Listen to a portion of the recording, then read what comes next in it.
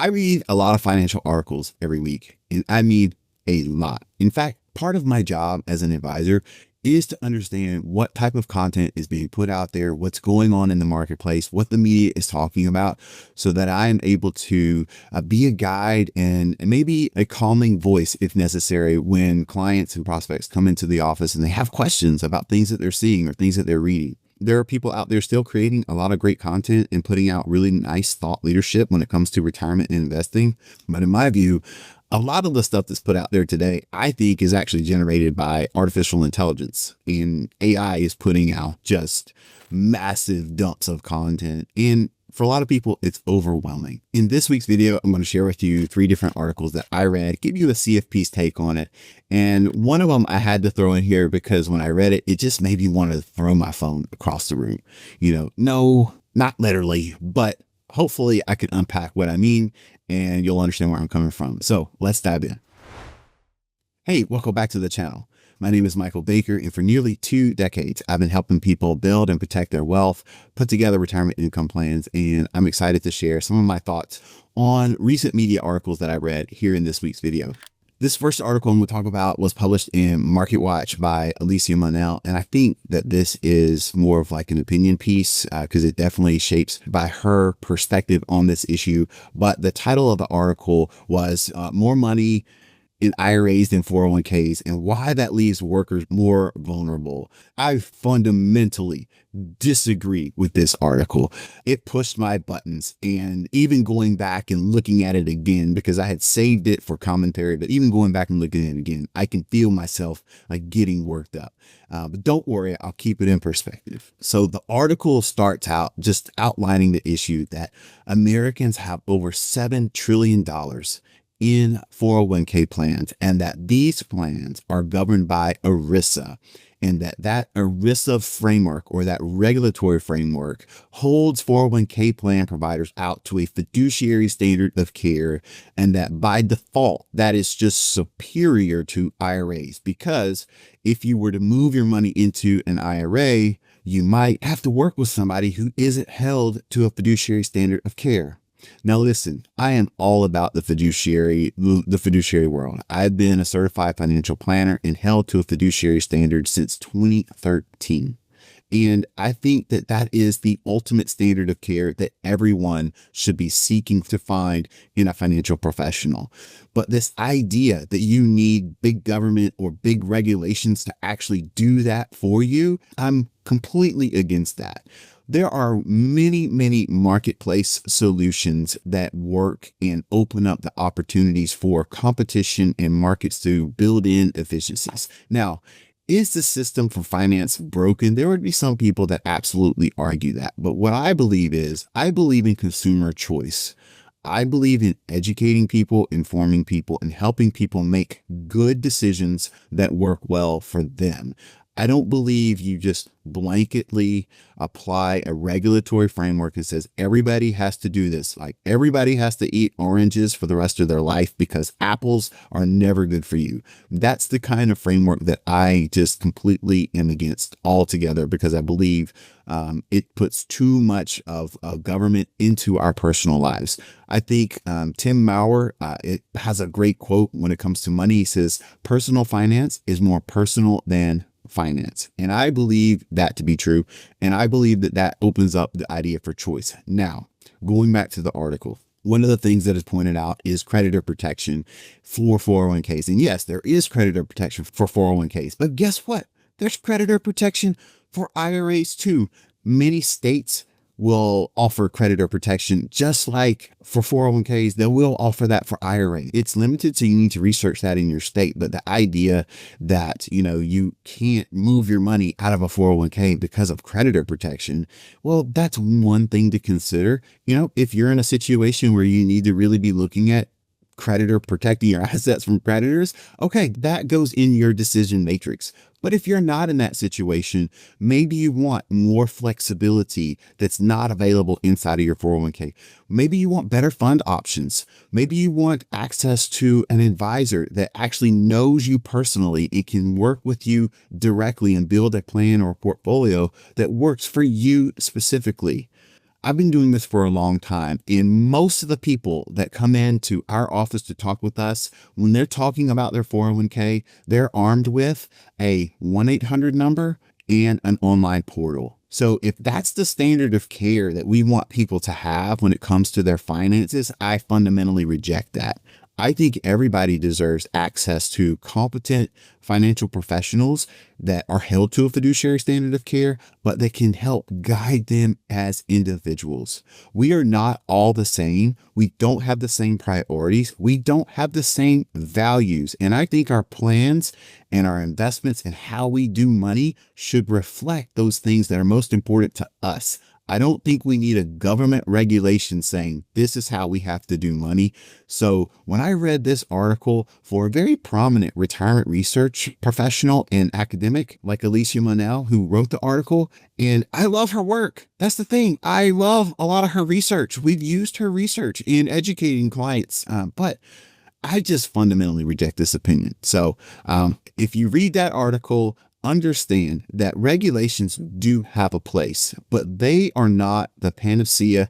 They are not the all-encompassing solution to issues that exist within the financial professional world or within the financial services world. So I love choice. I love markets. I want markets to work. I want people to have options, and I want professionals to educate more, lead with education, and you let people make informed decisions. I think that's the way. So if you're considering moving money out of a 401k, the fiduciary standard of care is not exclusive to 401ks. Remember that. There are thousands of great advisors out there who hold themselves out to a fiduciary standard of care and that work with IRAs. So you don't need to have your money in a 401k to work with a fiduciary or someone held to that standard of care. Secondly, IRAs open up a ton of flexibility with the investment universe, where a lot of 401k plans, you're limited to the fund menu. And let's be honest, not all 401k plans are created equal. I still see in 2026 some 401k plans that have high expense funds, limited fund selection, and overall not necessarily the great mix for people who are trying to build a comprehensive retirement plan for themselves. And lastly, I want you watching this video to have a little bit of confidence and trust in yourself. I think you are the expert on you, and I think you are equipped and able to find someone that you believe in, you trust, that can help you make the best decisions for yourself. I don't want the government doing that for you. I want you to have that choice. I want you to have that freedom. Okay, so here's a question for you. Do you have most of your retirement assets in a 401k or an IRA? If it's in a 401k, do you feel like you have enough choice? If it's an IRA, do you enjoy the flexibility that you have with an IRA? Let me know in the comments. Okay, the second article was from the Wall Street Journal, and it's talking about the, quote, stealth tax that's taking more of a bite out of your Social Security. And this is becoming a topic that I am talking about more and more, and that is IRMAA, Income Related Monthly Adjustment Amount. This is an additional surcharge for people who are receiving Medicare benefits on their Part B and their Part D premiums, and it is applied once you start exceeding certain income thresholds in retirement. So listen, if you are in retirement or anywhere near retirement, you need to start educating yourself on IRMAA and how Medicare works. So in this article, it talks about a retired lady who was receiving her 2.8% increase from the cost of living adjustment in Social Security. But when she started receiving her checks, they were actually smaller than they had been the year before. So IRMAA catches a lot of people off guard because it looks at income 2 years prior from your tax returns. So they look at your tax returns for 2 years prior, and then if you're over certain thresholds, they will apply these IRMAA surcharges. Now, full transparency, the threshold or the income thresholds right now are a lot higher than they've been in the past, and they're being adjusted by inflation.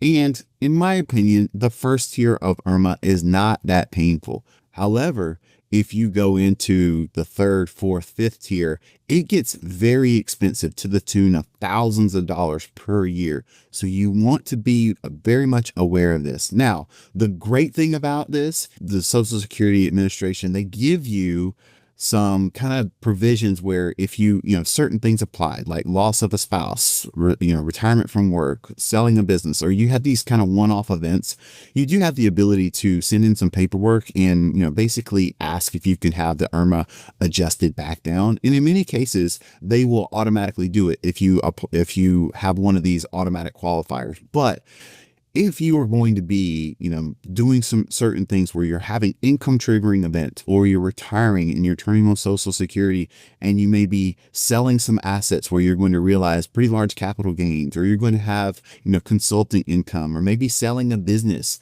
you need to be aware of how IRMAA works. Also, the thing that really catches a lot of people off guard is what happens when we lose a spouse. When we lose a spouse, we have tax bracket compression. And that also means IRMAA bracket compression, where you might be receiving a similar income that you had when you were married, but now when you're solo, you've lost your spouse and you're a single filer, you don't necessarily have a big income drop off. You could automatically start seeing yourself bumping up against those IRMAA brackets. So IRMAA is something that we have to deal with. Now, here's the piece I want everyone to hear, because this is where I kind of believe we're going with this. It's no secret that Social Security and Medicare are in financial trouble. Without action, both of these programs are going to face severe headwinds in the years ahead.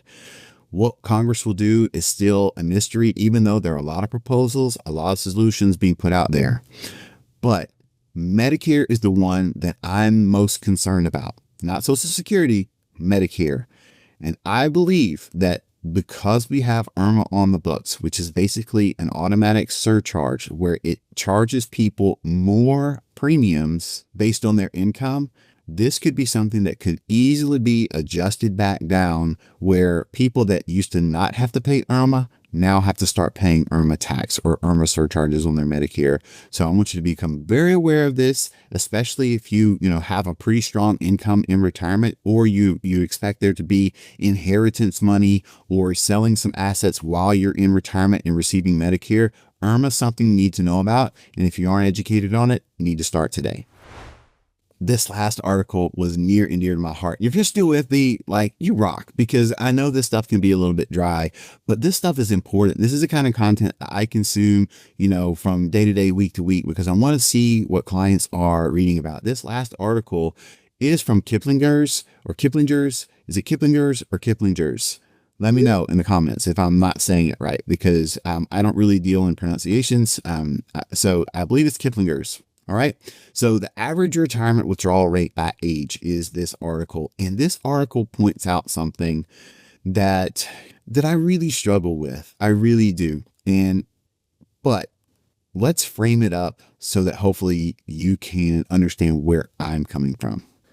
So basically, in this article, they talk about withdrawal rates by age, and there was a study that was done, and they push out what people are withdrawing, and what they're finding correlates with another study that Michael Finca and David Blanchett did about retirement spending, retirement income.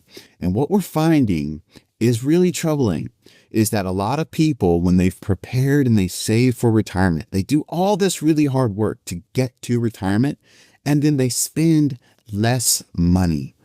And I think it's what Finca and Blanchett kind of pointed out, is that there's a little bit of a psychological thing that happens when we retire. Because think about this, when you've been working, you grow accustomed to, one, having structure, having a routine, and an organizing principle of your life, which is work, but also you get accustomed to having a paycheck. That paycheck gets deposited in your account either monthly or bi-weekly, maybe weekly, but you get accustomed to this cadence of receiving a steady paycheck. Well, when you retire, you don't necessarily have that paycheck. So let's talk about a paycheck and some actionable advice.